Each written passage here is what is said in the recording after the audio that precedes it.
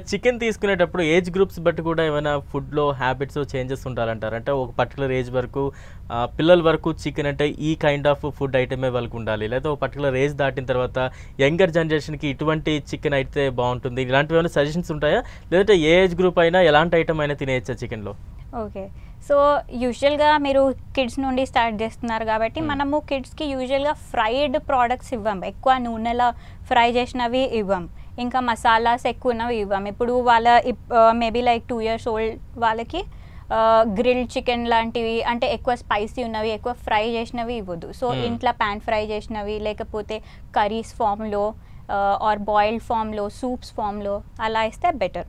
And then coming to the next stage వాళ్ళకి ఏదన్నా ఎలాంటి ఫామ్‌లోనన్నా ఇవ్వచ్చు. కానీ మనము లిమిట్ ఉండాలి. దేనికన్నా మన అవసరం దాన్ని బట్టి ఎక్కువ కన్జ్యూమ్ చేయొద్దు.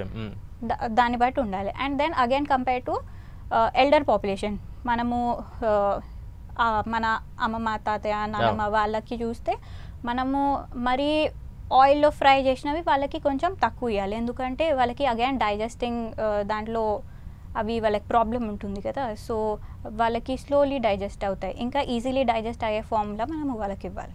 ఓకే.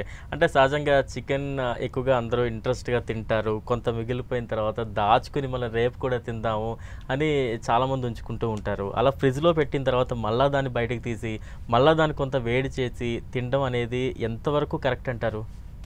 సో యూజువల్‌గా అందరి ఇంట్లో ఇది అయ్యే ప్రాసెస్సే అండి. అవును.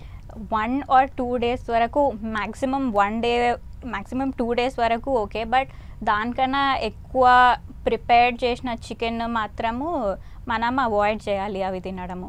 కానీ అన్‌కుక్డ్ రా చికెన్ ఉందనుకోండి, అది మనం డీప్ ఫ్రిడ్జ్‌లో పెట్టి అలా స్టోర్ చేసుకోవచ్చు. అది కూడా not more than maybe 5 days or so. So మనము అది ఎంత తొందరగా కన్జ్యూమ్ చేసుకుంటే అంత బెటర్ మనకి ఏదన్నా. ఓకే.